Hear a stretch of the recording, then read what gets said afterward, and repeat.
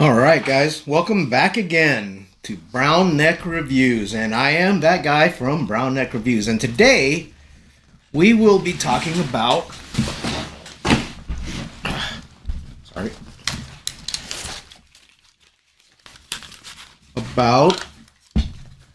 the WE Tech Knights Armament Company PDW. Okay, here it is. Nice little shorty gun right there. Cool little folding stock. Right? So, Knights Armament Company. So you'll probably know them from such hits as the M112 sniper rifle and various other pieces of military equipment. They do a lot of military contracts for equipment and hardware. They actually make rail covers also for some of the M4s that we have, and also this what some call the broomstick vertical grip that is used on here, and generally a nice defense contractor company. Now, this particular replica is based off of the PDW, which is centered around a 6x35 cartridge, which is a little bit smaller than your 5.56. However, it is a little bit heavier, and it does have a little bit more, I guess you could say, impact when it hits a target because of that weight and the velocity. So let's start from the front here. It has the Knights. This is what the original design looked like. You know, they had their muzzle brake on there. Here they have, you can see it's using a 10-inch barrel. So the original barrel was a 10-inch barrel, and it had these golf ball-like cuts in there, and that was to reduce weight on the barrel. And you'll notice here something that's not on regular M4s, and this is a dual piston recoil system. All right. So your standard M4 is going to use what's called direct impingement. This uses actually a gas piston system, kind of similar to an AK-47 or an H&K MP5. So it's a short stroke system, and it's been pretty reliable, and they use that because it allows for having it to be fired in this position right here, where you have it nice and compact without the necessity of a buffer tube on the back for your recoil spring and buffer. So you can actually pull it out of your bag just like this and start firing without having to deploy anything, and it's a lot more compact. Makes it a lot more compact than your average M4 with a direct impingement system. All right. Now, the folding stock on this is also integrated. This is not an option. This is what it was designed to have. And you can see we've got a sling point here, and also when it folds over, it folds onto this locking mechanism right here, which is basically a ball that goes into a rubber piece and holds it until you're ready to deploy it. You'll see there are also sling point mounts right here on the back, well, when the stock is folded, so that you can run this with a single point sling in the folded position. Right? The other cool thing about this stock is that you can use it as a vertical grip, you know, another point for gripping while you're firing it in this position right here.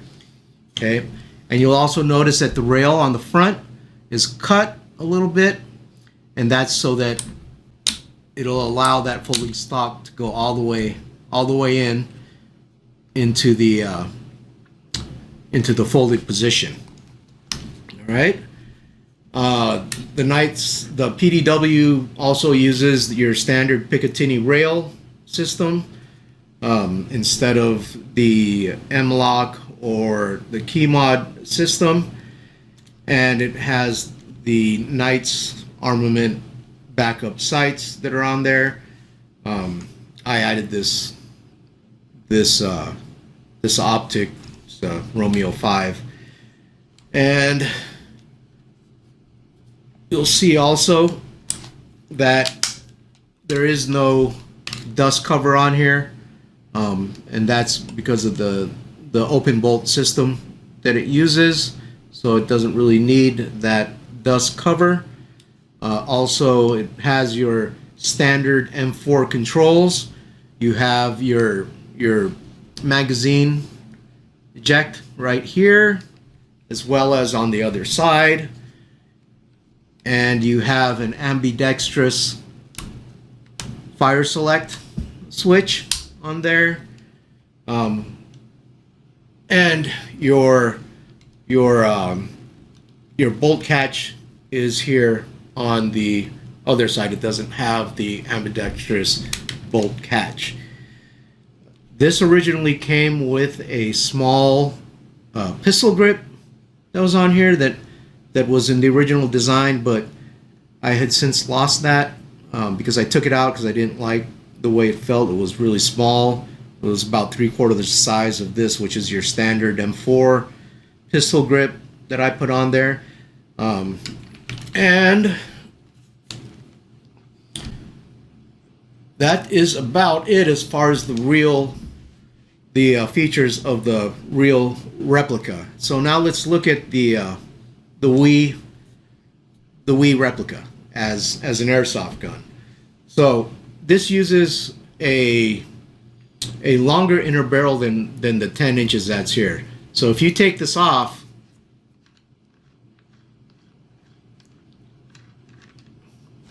you'll see that the barrel sticks out and it goes all the way to the end of this muzzle device.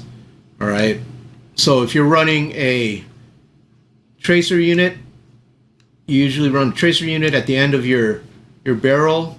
You may have to put a barrel extension, which is what I'm going to show in the video for shooting, and you may have to or cut the barrel, then put your tracer unit on there.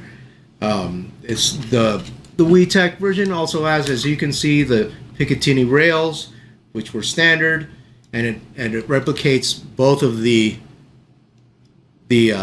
pistons, the gas pistons on each side. Stock folds over just the same, and it does have the sling point attachments on the rear for your single point sling if you so choose. I wouldn't recommend running this in this position if you're actually going to be shooting it, and the reason for that is because the original version of this had a problem where it would break right here, and so this is kind of a weak point right here, and as that bolt goes back, it slams against this, and so you kind of want to brace it in order for that to mitigate some of the pressure going into the back of this piece right here. Now, we had put in a buffer, a rubber buffer in there, I guess, to help with that, because I think the original version 1 did not have that rubber buffer in there, and so we had actually put a rubber buffer in there. Okay, so there's that rubber buffer that goes in there. That rubber buffer, when you get this, actually sits a little bit lower, and what I did was raise it up so that it's almost even with the stock. And the reason for that is because if we look at the spring here, the recoil spring, you'll notice that at the end of this is where the rod attaches to.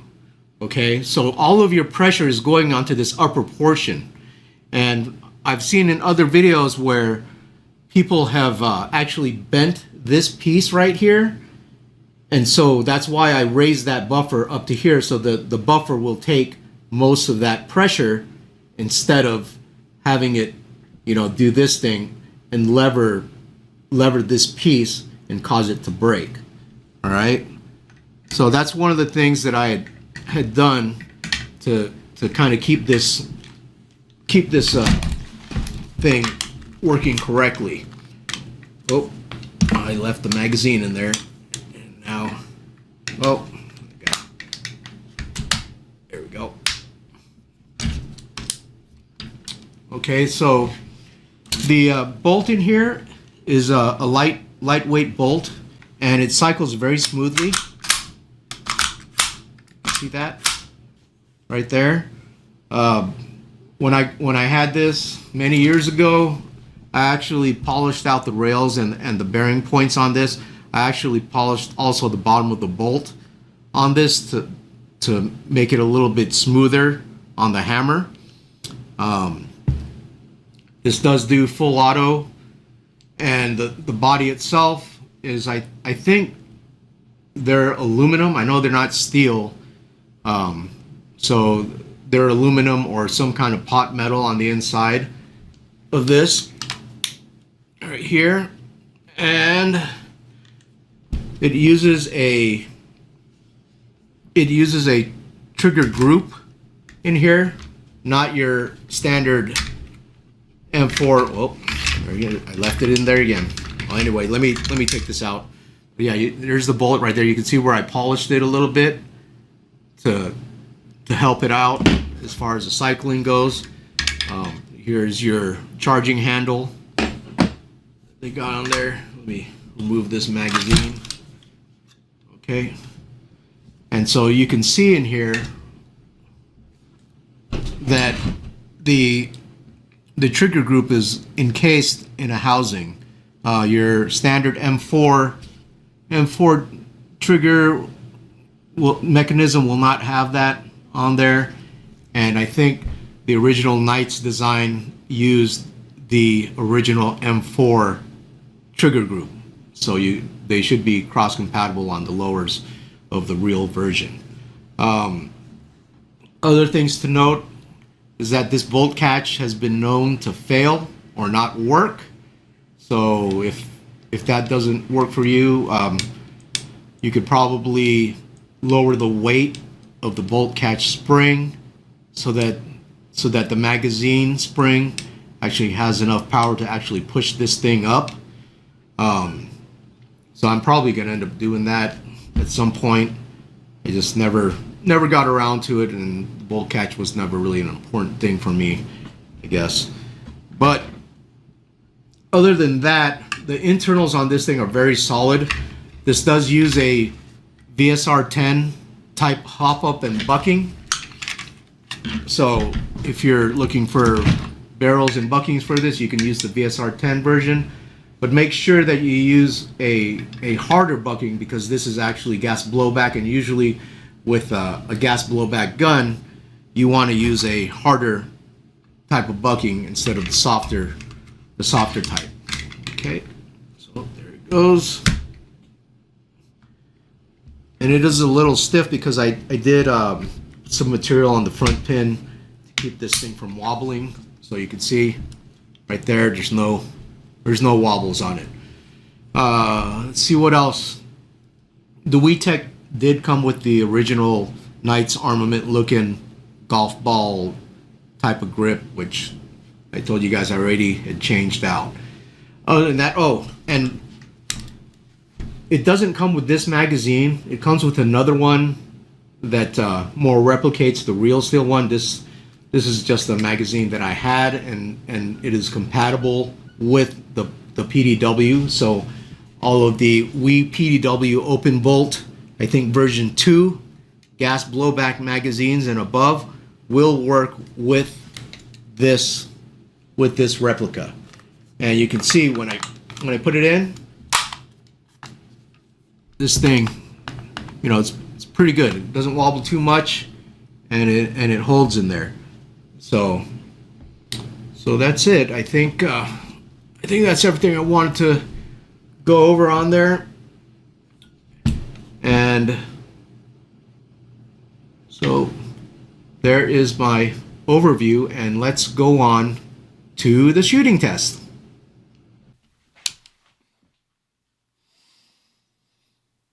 All right, here we are back again, and I've got my chrono unit on here mounted. I also had to add a barrel extension on here because the inner barrel actually extends out beyond the actual barrel into the flash hider. So that barrel, I haven't taken this thing apart in 12 years, so I totally forgot about that. So here it is mounted up, and we're gonna take a couple shots. I got some green gas in here, and we will see how she fires. All right, so first shot. Okay, looks like it's working pretty good. 285. Whoa, I guess that was a double feed or something. Yeah, pretty inconsistent right now. Let's try this here. Oh, yeah.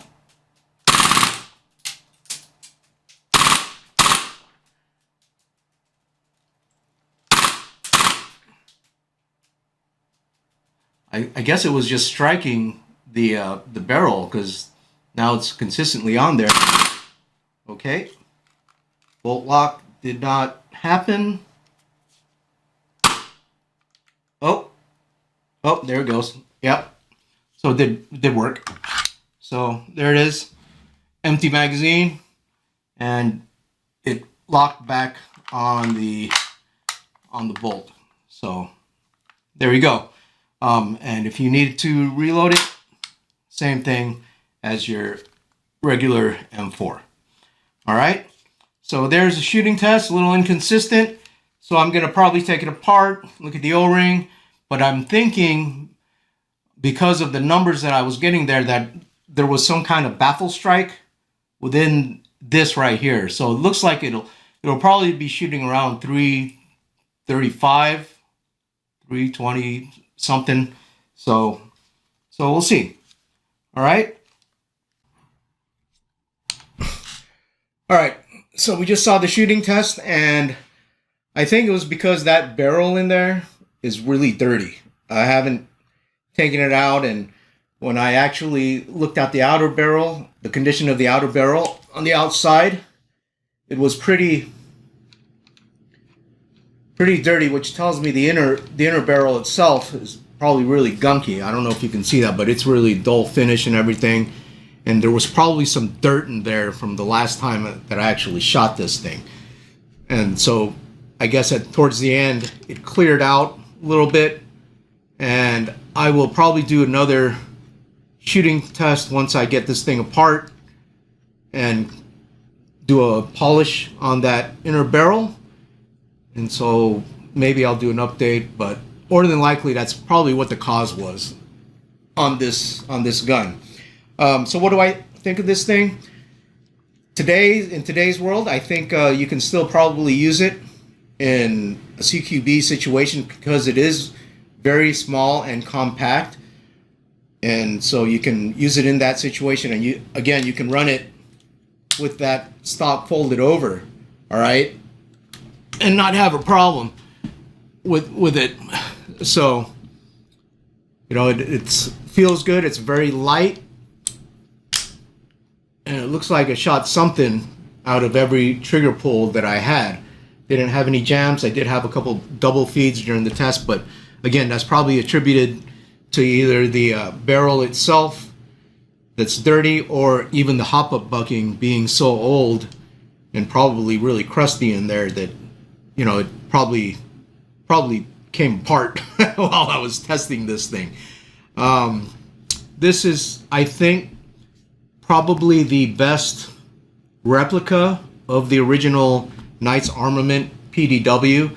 It does have the Picatinny rails on here, Okay, you'll see right there. And you can get Raytech internals for this thing because they actually, I don't know if we makes it anymore, but I saw one on another site that was this, but it had the key mod upper section on there, which I don't think Knights ever made a key mod version of this. They did make this exact type version where you have that rail right there where it's cut off right there, and then you got the full rail on the other side right here, and that was to facilitate the folding of the stock. So I think as a wall piece and conversation piece, this is really nice, and also probably would work well as a CQB type of thing. Now, if you're worried, so mag capacity on this I think is 30 rounds, but we also makes this, which is a high cap gas blowback magazine, and hopefully that works. Now I got this magazine after I found this in my storage unit because I didn't even know they made this thing. Oh yeah, bolts right on. So you got a nice little high cap magazine for your gas blowback.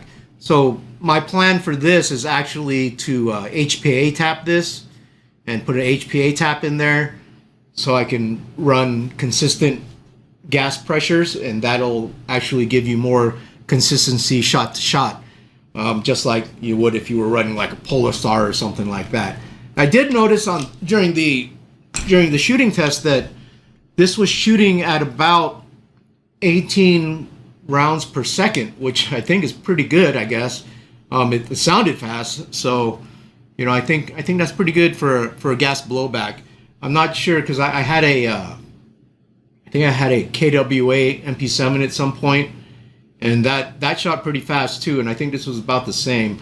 But the fastest gas blowback that I've ever shot was a KSC Mac 11, I think, and that's again hidden somewhere in my storage unit, and when I pull that out I'll probably make a little video for that too. But all in all, I think this was a pretty good find, considering that when I originally bought this, it was a boneyard purchase that I got because it originally had the version 1 gas system in there, which had serious problems, and then I upgraded it to the version 2 gas system, and it works a lot better. It's a lot more snappy, and it feels a lot better even on the recoil. So with that, that's all I got. So God bless you, God bless America, and God bless the troops. Amen.